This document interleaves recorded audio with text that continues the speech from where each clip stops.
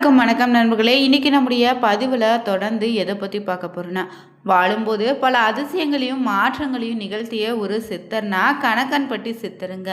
பழனிமலை கோவிலுக்கு அருகில் இருக்கக்கூடிய கணக்கன்பட்டி ஊரில் வாழ்ந்து மறைந்த கணக்கன்பட்டி சித்தருடைய அருள்வாக்கின்படி இனி வருகின்ற நாட்களில் கிரகநிலை மாற்றத்தால் துலாம் ராசி நண்பர்கள் எப்படிப்பட்ட பலனை நீங்கள் எதிர்பார்க்கலாம்?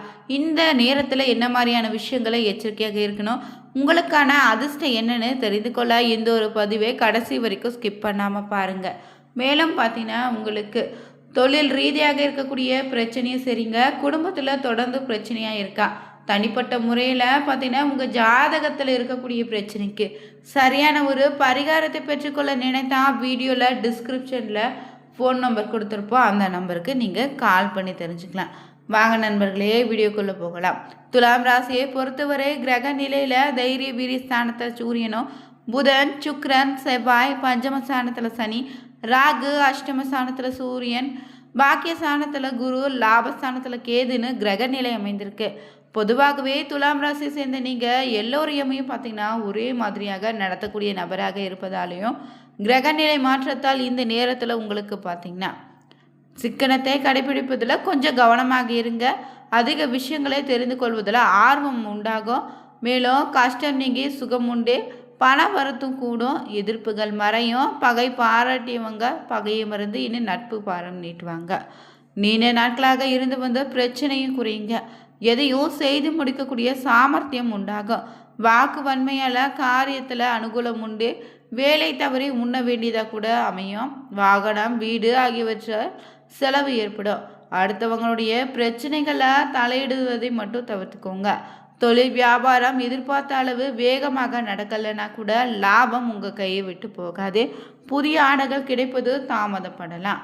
அதே போல் இந்த நேரத்தில் பங்குதாரர்களோடு இருந்து வந்த பிரச்சனைகள் நீங்கும். உத்தியோகத்தில் இருப்பவங்க தடங்கல்கள், கூடுதல் உழைப்பு சந்திக்க வேண்டியதாக இருக்கும். பணி நிமித்தமாக நீங்கள் பார்த்தீங்கன்னா வெளியில் செல்லக்கூடிய வாய்ப்பு இருக்குது. குடும்பத்தில் இருப்பவங்க எதையும் வெளிக்காட்டாமல் உங்களுடன் இன்முகம் கொடுத்து பேசக்கூடிய நபராக மாறுவாங்க. கணவன் மனைவிக்கு இடையே இருந்து வந்த மன வருத்தங்கள் இனி நீங்கும். பிள்ளைகளுடைய விஷயத்தில் அதிக அக்கறை காட்டுவீங்க. அக்கம் பக்கத்தினரோடு பார்த்திங்கன்னா அனுசரித்து செல்வதும் நல்லது. மேலும் பெண்களுக்கு சாமர்த்தியமான பேச்சின் மூலம் காரிய வெற்றி உண்டு. மற்றவங்க விவகாரங்களை இந்த நேரத்தில் தலையிடுவதை தவிர்த்துக்கோங்க.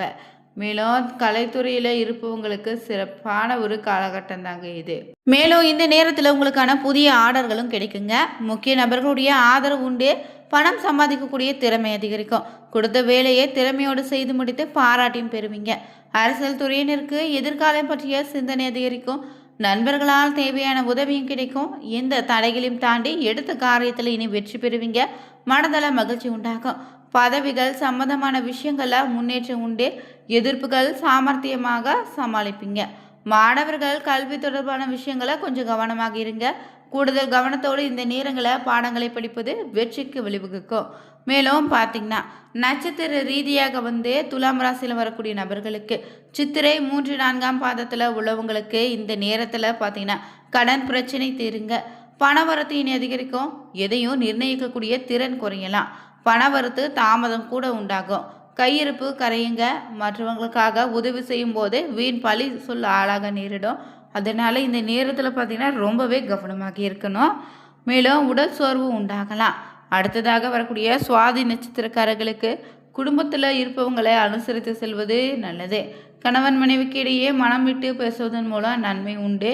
பிள்ளைகளிடம் அன்போடு நடந்து கொள்வதன் மூலம் நல்ல பலனை தரும். பிரச்சனைகளை தீர்த்து கொள்ள 3ஆம் நபர் தலையீடு இந்த நேரத்தில் வேண்டாம். தசாபுத்தி அனுகூலம் இருந்தால் சுப நிகழ்ச்சி இனிதே நடந்தேறும்.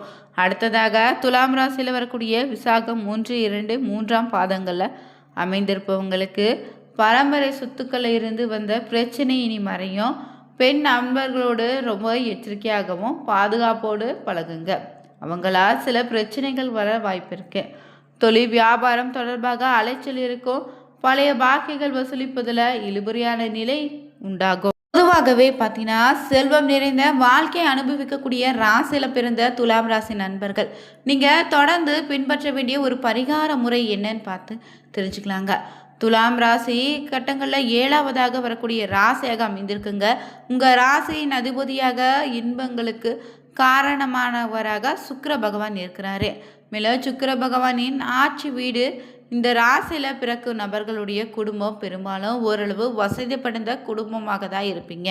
மேலும் ராசியில் பிறந்த ஆண் பெண் நல்ல தோற்றப்பொழிவோடோ பிறரை கவர்ந்திழுக்கக்கூடிய கவர்ச்சி தன்மையோடு தான் இருப்பீங்க.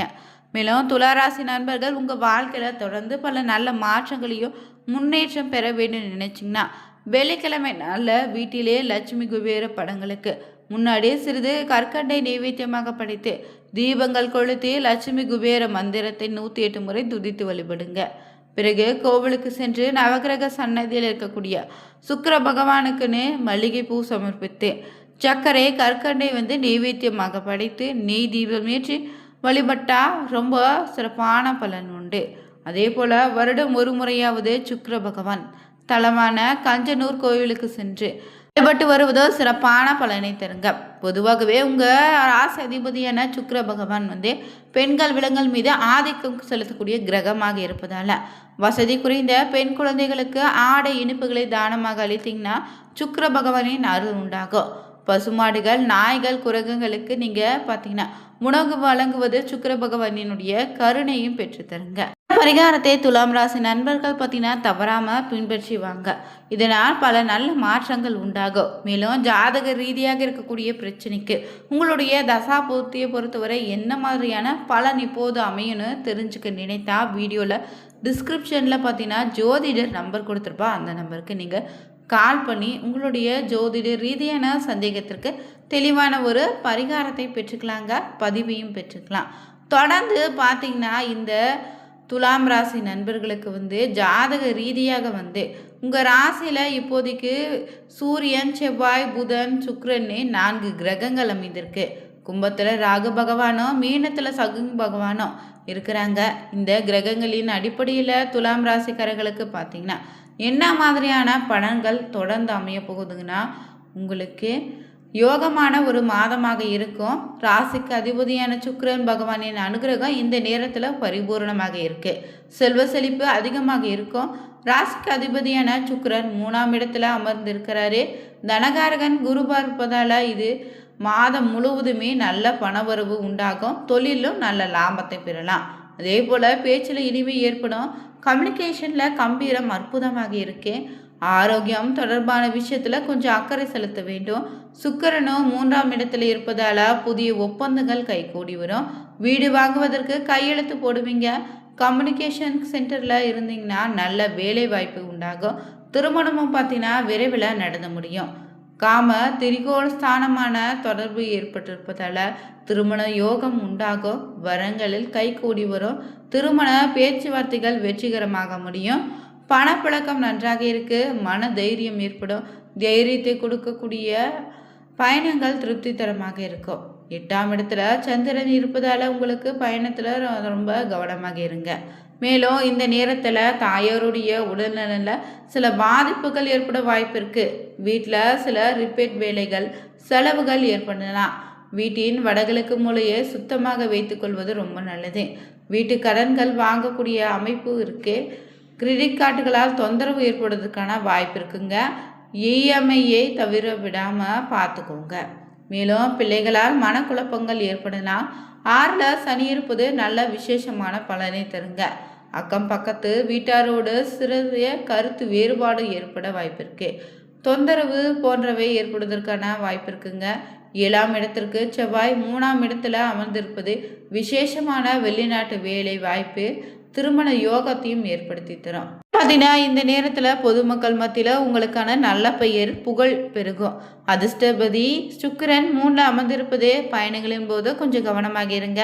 உங்கள் பேச்சை வைத்து அவமானப்படுத்தக்கூடிய அமைப்பு இருக்கு.